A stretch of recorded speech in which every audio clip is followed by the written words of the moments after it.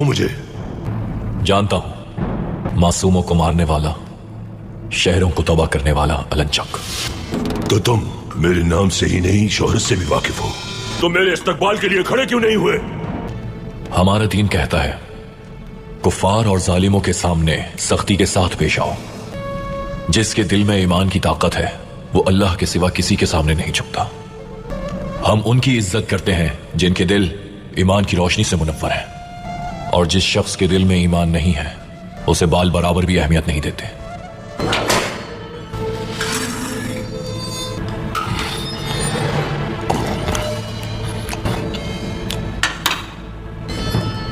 मुझे नजरअंदाज किया तुमने, जबकि तुम मेरे नाम, कुव्वत और शोहरत से वाकिफ थे।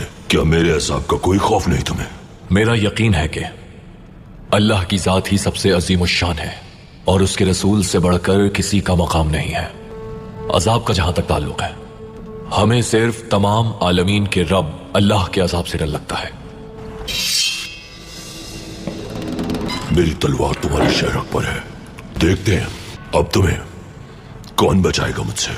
जो मेरी शहरत से भी ज्यादा नजदीक है, अल्लाह अज़्ज़ वजल। ये दुनिया तुम्हारे लिए सब कुछ है, मगर हमारे लिए आखिरत के तवील सफर में चंद लम्हों की आराम का है।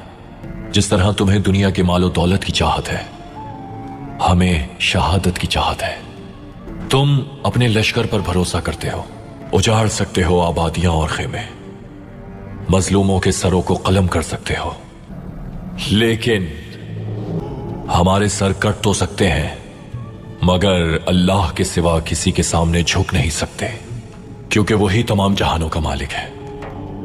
ये आखिर कैसी लगन है, कैसा ईमान है, कैसा यकीन है?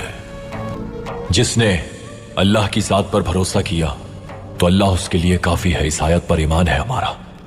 अल्लाह जो ना होने देना चाहे वो कोई नहीं कर सकता।